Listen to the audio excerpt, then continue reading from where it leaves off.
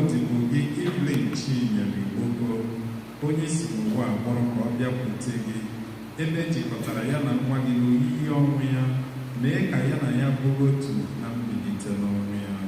Chetakwazi ụmụnne anyị ndị ji nchekwube nke mbilite n'ọnwụ rahụ ụra, were ebere kpọbata ha na ndị ọzọ niile nwụrụ anwụ ihe nke ihu gị.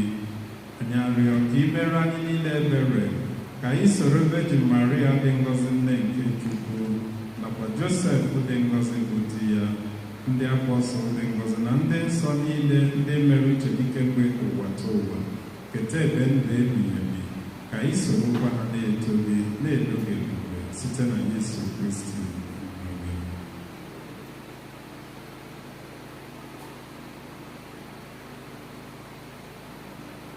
Site na ya bụ Kristi na n'isonye ya nakwa n'ime ya na n'ịdịkọ n'otu nke mmụọ nsọ, ka nsọpụrụ na otito niile si adịrị gị Chukwu na ji ike niile site n'ụwa taa ụwa niile. Nna anyị nọ n'eluigwe,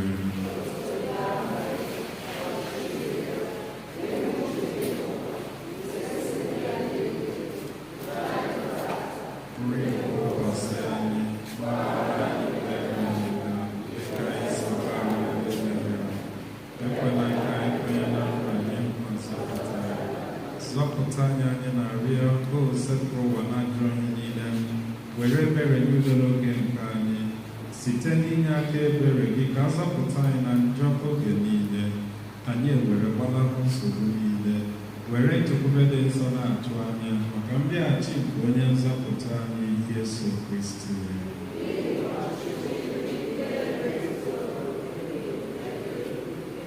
Onye nwe anyị Yesu Kristi, ị gwara ndị apọstọl gị, udo ka m na-ahapụrụ unu, udo nke m ka m na-enye unu, elekwala anya na njọ anyị gaa, kama na okwukwe nke nzukọ gị, nye ya udo na elekwala otu uche gị siri chọọ, gị bụ onye dị ndụ na-achị ebighị ebi ebighị ebi. Udo nke osepụ ụwa dịrị unu mgbe niile. Nyerịta na ịbụ unu ekele.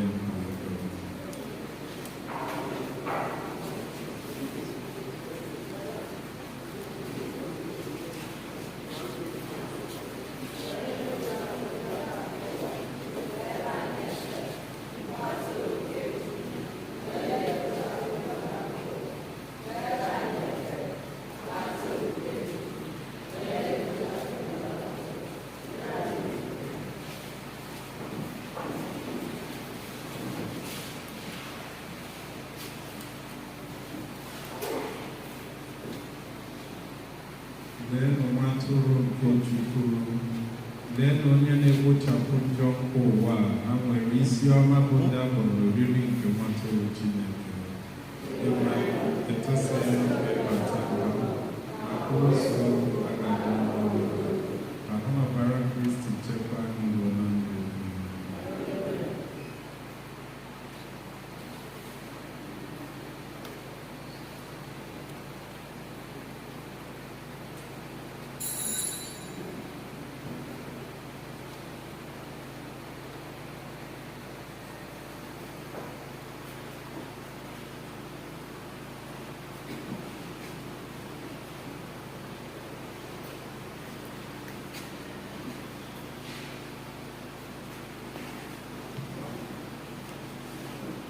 The reception of the Holy Eucharist is for Catholics who are prepared according to the tradition of the Church. Hitherto we read also the source of the Catholic in the bottom way and from the two of the religious of this day.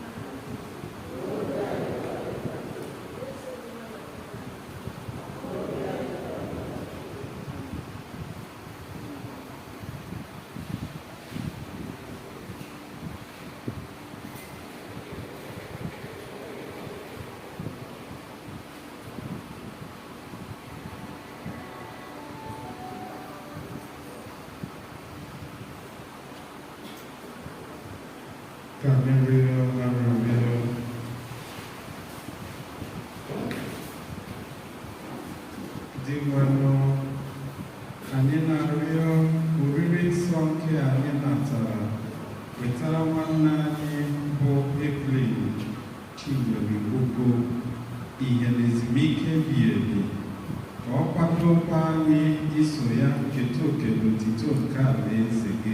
Anyị yọrọ ihe ndị a site na Kristi otito dịrị ya nsọ.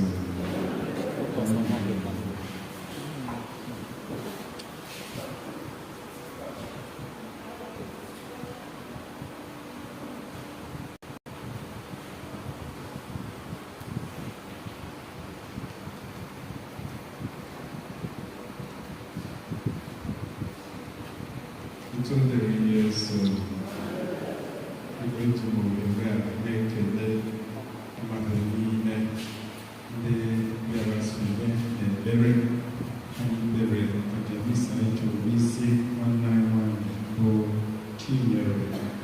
I make the Ogo to the North, Sylvania, Mata, go to the North, and make the fire.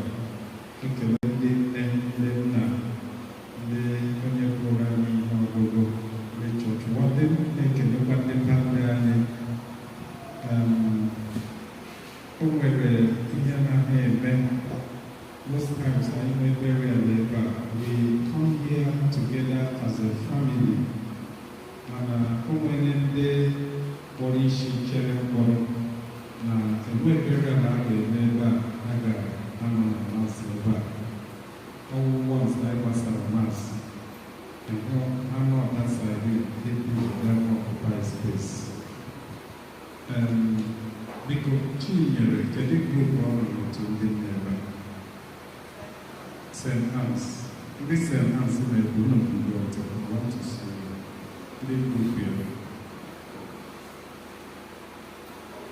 If I need, if I need very fair. If I need, counting them, this St. Anne's, count them for me.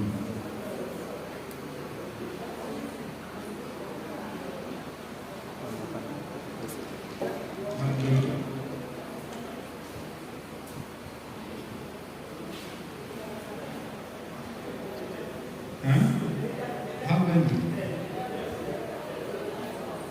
11. This St. Anne's. Why are you confusing me?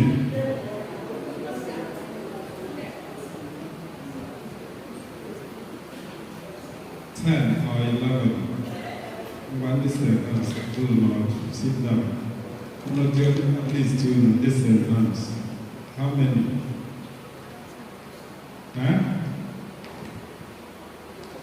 Ọkpụkpọ kọmpe wetara ise ahụ na-eweta mgbe ya dị list party mana burial ya nwere ebe a na-awụ oke level.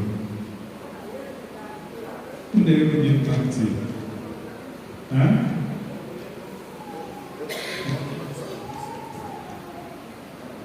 Ndị nna nọ ebe a biko Ifeanyị kpọrọ m ndị nna nọ ebe a. Ndị nna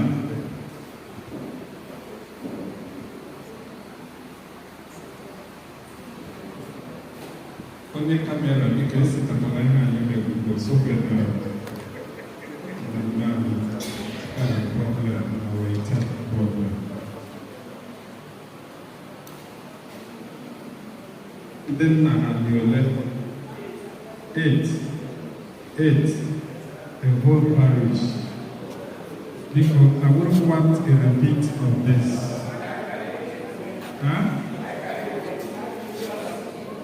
All the other.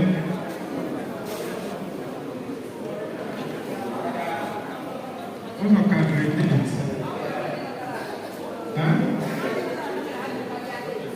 Never again. But the one branch come there. The one branch of your name. Also 8. So, Madam Sato, that are Lord ever.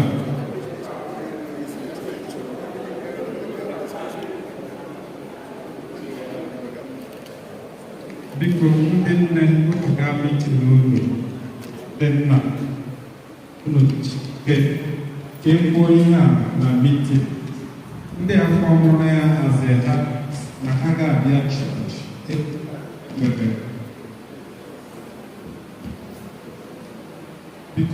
dị otu ahụ adịghị mma. I don't want ka ihe ndị a na-repeat. A good number of ndị nne na ndị nna na-anọghị ebe a, before anyị na-ewulete ihe a, ha zụwa aka n'obi, and it's not good. Please, I don't want such thing to happen again. Nke abụọ abụrụ, biko, na diocese anyị bụ Umuahia, ha mere ya bụrụ iwu na ya anaghị eme brochure. Don't put me into temptation. Don't just put me into temptation. How will you diocese and anyị ma ọfụma?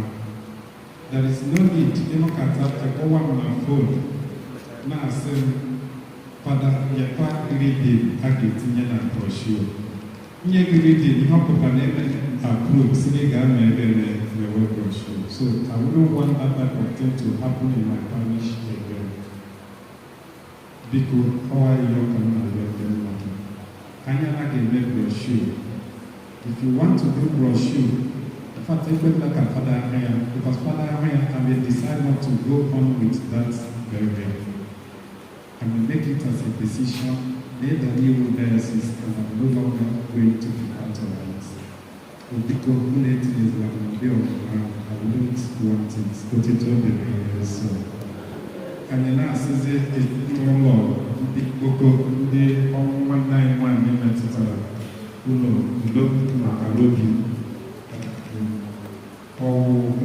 there is a helpful reality.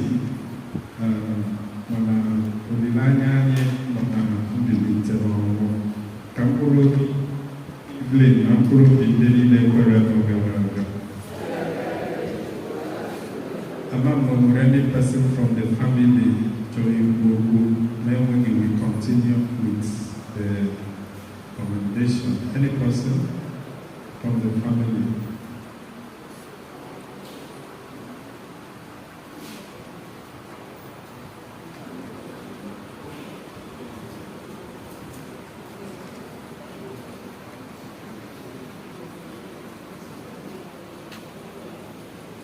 Praise the Lord. Thank you so much. Ezinụlọ late Maazị. Ezinụlọ late Maazị T.O.C. Igboko. Ana m ekele ndị niile bịara afọkwa ha dị iche iche bịa ịnọnyere anyị ọmụmụ ụbọchị nke taa. Mmasị ebe ọbụla mkpụrụ ya wee na-alaghachi okwu ọjọọ agha unu Chineke wee buru obere ụbọchị bịa n'aha Jizọs. Ana m ekelekwa ndị nne CWO, ekelekwa ndị nna TMO, ekelekwa Izito ya dị nke ozi, na ekele ndị yut na ndị bank ndị mere n'ụbọchị nke taa ka ọ wee ihe gara n'ihu. Amasị Chineke wee mmụọ n'aha Jizọs. Biko Fada Oche ekele ọnachite na biko unu ga-enyere m aka agaga na plọt ahụ mmiri oge ka nwee ike si mmiri ebe ụbọchị achịzeba mpụta aga na afọ ebe a ka anyị nwere ọnọdụ biko onye ọbụla nwere mpụta na oge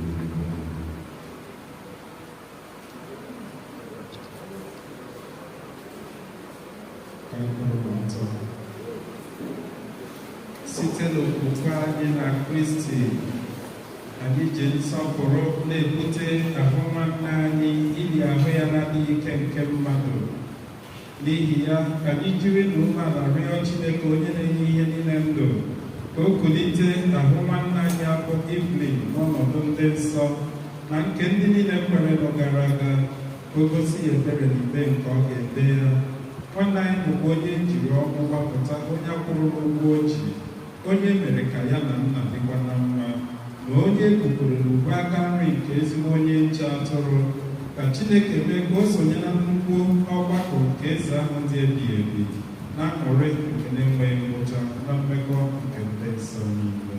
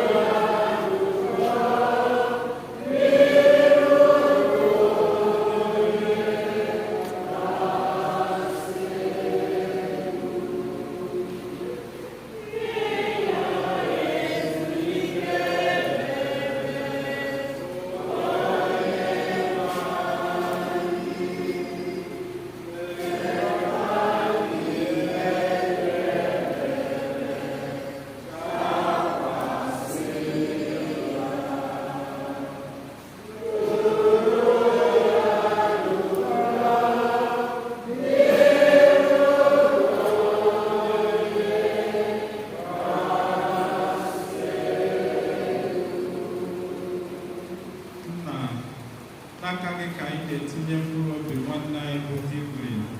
O were anyị anya na site na nchekwube anyị nwere na ọ ga-eso Kristi bilite ọzọ n'ụbọchị ikpeazụ dịka ndị niile nwụrụ n'ime Kristi. Anyị na-ekele gị n'ihi ihe ọma niile nke ijiri gọzie odibo gị na ndụ nke a pụrụ ịnwụ anwụ. Ihe ọma ndị ahụ bụkwa ihe ịrịba ama nke anyị ji amata obiọma gị na mmekọ nke ndị nsọ n'ime Kristi. Ya mere, biko were ebere gee ntị na arịrịọ nke anyị na-arịọ gị onye nwe anyị.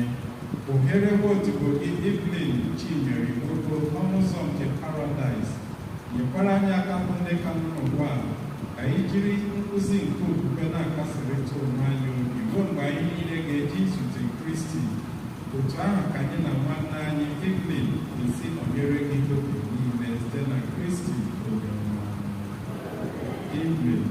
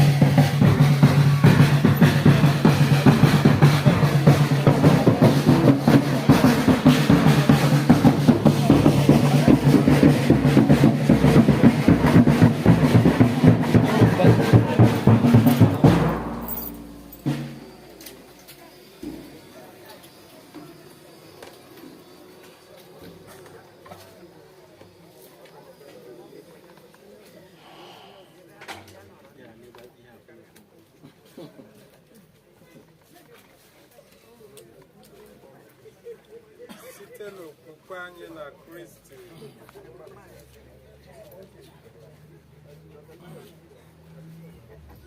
Onye nwe anyị Yesu Kristi nọrọ n'ime ili mkpụrụ ụbọchị 3 wee si otu a gọzie ndị niile ahụ ha dị n'ime ili. Ya mere ndị ahụ ha dị n'ime ili jiri nwee nchekwube karịa na ha ga-esi n'ọnwụ bilite ọzọ.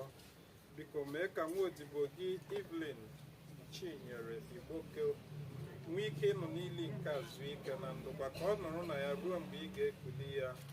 Nye ya ihe, gị onwe gị bụkwa mbilite n'ọnwụ na ndụ. Mee ka o were ọkụ nke ihu gị hụ ihe dị ebighị ebi n'eluigwe, gị onye dị ndụ na-achị ebighị ebi ebighị ebi.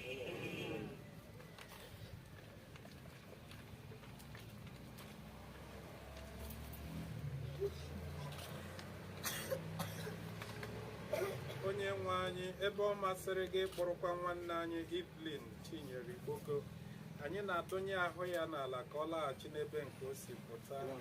Anyị na-eme nke a n'ihi na ọ masịrị Chineke ji ike niile isi na ndụ nke a kpọrọkwa nwanne anyị ahụ.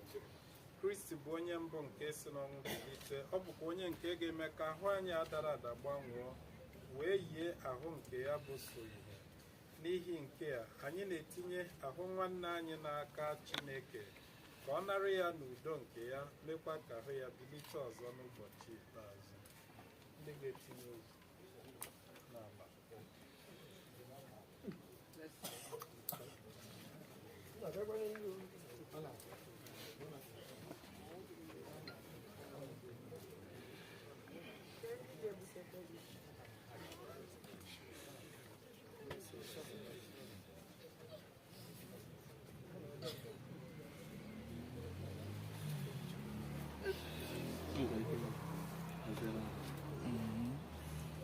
We continue.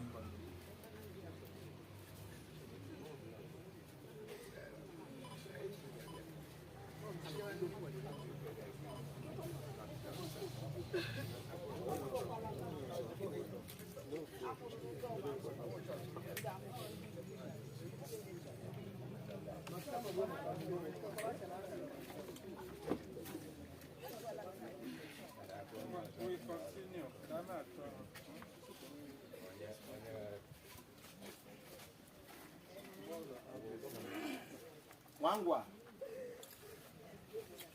Onye nwe anyị mee ebere. Kristi mee ebere. Onye nwe anyị mee ebere. Nna anyị nọ n'eluigwe, ọchịchị gị bịa, ka e mee uche gị n'ụwa. Anyị tata nri nke ụbọchị anyị, gbaghara anyị mmehie anyị ka anyị gbaghara ndị mmehie anyị. Ka anyị kpee n'ekpere maka nwanne anyị Chinyere Igboko, ka anyị rịọ ọnụ dị nwe na Yesu Kristi, onye kwuru sị, mụ onwe m bụ mbilite n'ọnwụ na ndụ. Onye ọbụla kwere na m, ọbụla dị ma a sị na ọ nwụrụ anwụ, ọ ka dị ndụ ọzọ. Onye ọbụla nke na-adị ndụ, nke na-ekwekwa na m, ọ gaghị anwụ ma ọlị ruo mgbe ebighị ebi. Ihe anyị niile ga-aza bụ, anyị arịọ gị nụrụ olu anyị. Onye ọbụla dị nwenụ m, ịgbara anya mmiri n'ihi ọnwụ enyi gị Lazarus, kasie anya obi ma hichaa anya mmiri. Anyị arịọ gị Kristi. Ịkpọghachiri ndị nwụrụ anwụ na ndụ, nye nwanne anyị Evelyn ndụ ebighị ebi. Anyị arịọ gị Kristi. Ikwere onye ohi nke echegharịrị nụ nkwa iru na Paradaịs, nabata nwanne anyị Evelyn na nnwere nke eluigwe. Anyị arịọ gị Kristi. Ejiri mmiri baptizim sachaa nwanne anyị Evelyn, werekwa mmanụ nsọ gbaa ya ume ka ịkpọbata ya n'otu ndị nsọ gị. Anyị arịọ gị Kristi. Ejiri oriri nsọ nke ahụ gị na ọbara gị wee zụọ nwanne anyị Evelyn, ka inye ya oche na nnukwu oriri nke alaeze gị. Anyị arịọ gị Kristi. Anyị nọ n'uru n'ihi ọnwụ nwanne anyị Evelyn, ka ijiri okwukwe na olileanya nke ndụ ebighị ebi kasie anya obi. Anyị arịọ gị Kristi. Onye nwe anyị, ụzọ ebere abụọ ka anyị na-arịọ ka imere nwanne anyị bụ Evelyn. Nke mbụ, nwaodibo gị nwere oko ya ime ihe bụ uche gị. Ekwekwana ka ọ daba n'ahụhụ nke dịrị mmehie ya. nke abụọ mgbe nwaodibo gị bi n'ụwa a ezi okwukwe bụ ihe jikọrọ ya na ndị niile kwere nọ mee ka ebere gị sikwa otu ahụ jikọ ya na ndị mmụọ ozi gị n'ụwa ọzọ site na Kristi onye nye ya ezumike ebighị ebi onye nwe anyị. Biko Chukwu, anyị na-arịọ ebe anyị na-akpa akwa arịrị maka ọnwụ nke nwaodibo gị bụ Evelyn Chinyere Igboko, ka anyị na-echeta mgbe niile n'ụbọchị ọnwụ nke anyị na-abịawanye nso. Biko nye anyị amara gị iji kwado maka ụbọchị ikpeazụ a site n'ịdị na-ebi ndụ dị mma mgbe niile, ka ọnwụ mberede na ọnwụ na-akwado ya akwado ghara ifudo anyị, kama ka anyị na-eche nche oge niile ka ọ ga-abụ mgbe ọ bụla ị kpọrọ anyị ka anyị nwee ike iso banye na aṅụrị ebighị ebi site na Kristi onye nwe anyị. Ka Maria nne nke Chukwu, nne dịkasịrị obi ebere, onye ntasi obi ndị na-eru uju, hanye n'aka nwa ya mkpụrụ obi nke nwaodibo ya bụ Evelyn ọsịsọ n'ụlọ obibi ahụ ọ na-atụ anya ya.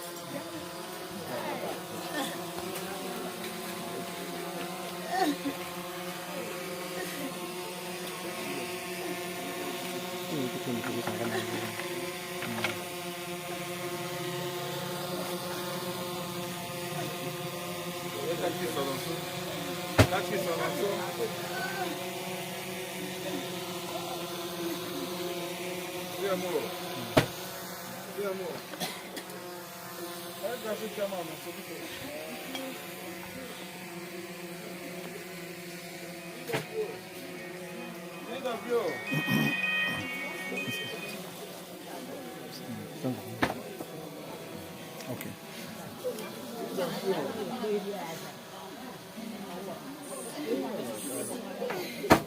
Wow.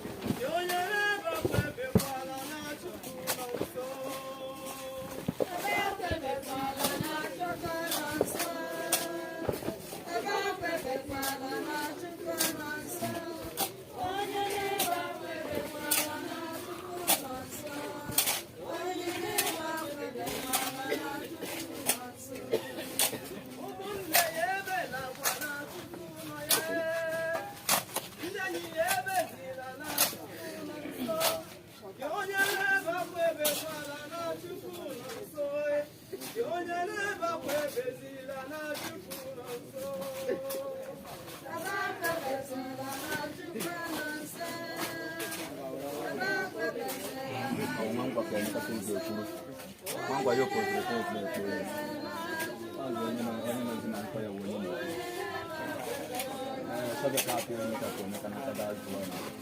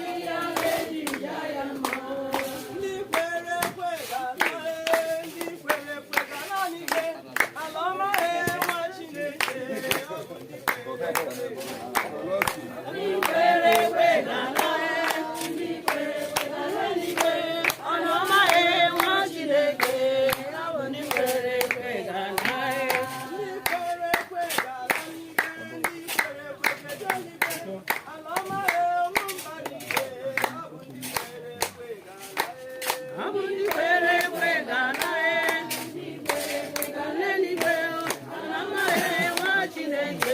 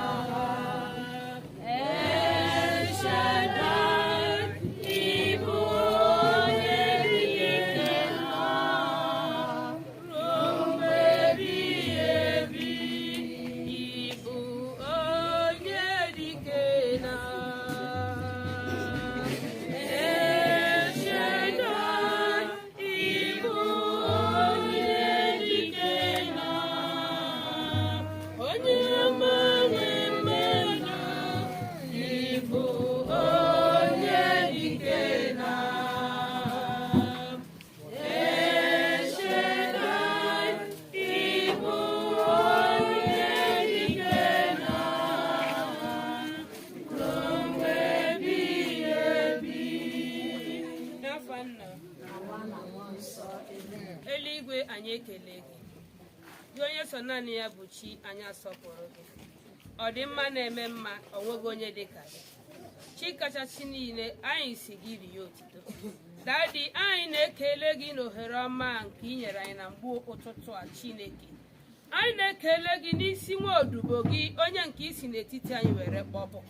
N'ihi na isi ọ dị mma na anyị kelee gị, ọ dị njọ na anyị kelee gị. Dadi, anyị asọpụrụ okwu ọnụ gị n'aha Jizọs. Ezi Chukwu kwesịrị ntụkwasị obi. Lee na ụdị ka mụ na ụmụnne m gbara ili a gburugburu na okpokoro. Onye nwaanyị o nwere ụzọ nwa odibo a si mejọọ gị na-adịghị ike nke mmadụ? Dadi, gbaghara ya. Ebighị ebi nke eluigwe gbaghara ya. Ọ bụ mmehie nke mụ na ụmụnne m ndị gbara ili a gburugburu pụrụ ime na ị gaghị ekwe ka nwa odibo abata n'ala ezi. Onye ezi obi anyị si iwe gị dọkọ jụrụ n'aha Jizọs. Ezi Chukwu kwesịrị ntụkwasị obi. Anyị arịara nwa odibo a wee chie gị si gị onye ezi omume nabata ya ma nye ya oche nke kwesịrị ya. Ezi Chukwu dị ndụ, lekwa ụmụ ya ndị nke ọ hapụrụ. Dadi, kasie onye nwaanyị buru nne wee nyere ha. Onye nwaanyị ka azụ ya karịa ihu ya mma n'aha Jizọs. Dadi, ka ahụ azụ ya anụnwa mepere ụmụ ya ụzọ. Onye nwaanyị ka ebe ọbụla ha na-aga, dadi, ka ngọzi zuo oke n'ime ha n'aha Jizọs. Chineke nke usu niile nke ndị agha, mmụọ ọbụla nke pụrụ iji ihu nwa odibo a iyi ụmụ ya egwu, iweta ọgbaghara ebighị ebi nke eluigwe, dịka anyị guzoro na mgbe ukoria Chineke, anyị ekwubi okwu si na ọ gaghị adị ire ọzọ n'aha Jizọs.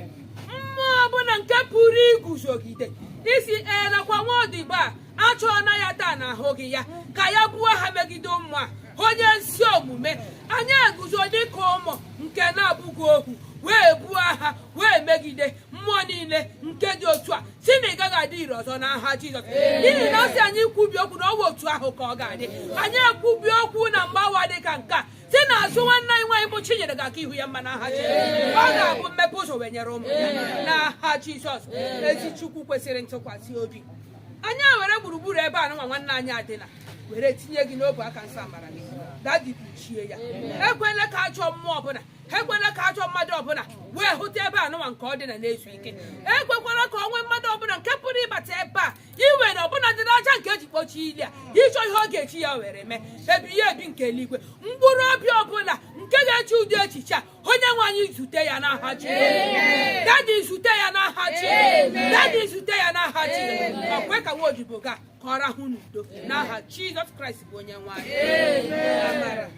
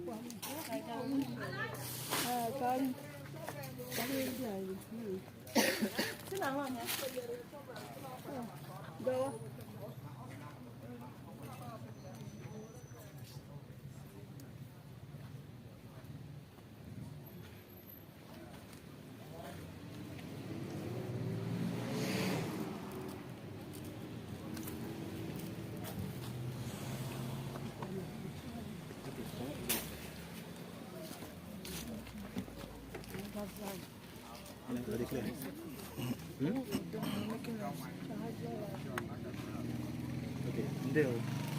Iko letana na kamera. Watanya hapo. Ambi mama wenga. Iko nyorike kwa watu wa haneze na leo nino henene nebata. Basi tata umbaseli wana ywa Chinyere. Kama recently. so onye bịara tinye adonye ya niile anyị niile gara mfụma nke ọma. Ele ekele gị, ele ihe na-ekwuru ikwu na ibe ndị bịara bịa nọnyere unu taa na mmemme. A na-ekele onye ọbụla ndị bịa nọnyere anyị, especially the family ndị Igbo ka otu ha si wepụta onwe ha, wepụta obi, mee ihe niile aka na mgbe ibi na emekwara mekwukwuo lụkwuo ya alụ ọfụma otu esi alụ nwaanyị, mekwara ihe obi dị anyị mma. So anyị na-ekele onye ọbụla. Lekwanụ nkasi obi na-akasi ndị famili unu na ihe a mere. Anyị na-ebe na onye ọbụla na-ebe, anyị tinye ihe n'aka Chineke, na ọchịchị ọsọ Chineke bụ onye maara ihe mere and onye ọbụla na-akasi ibe ya obi, onye anyị na-akasi ha ma na-akasi anyị. Eleghị ihe anyị ga-eme, anyị etinye ihe n'aka Chineke.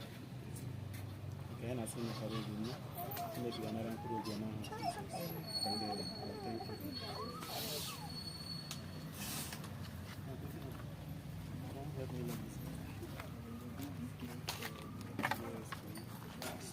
Jizọs.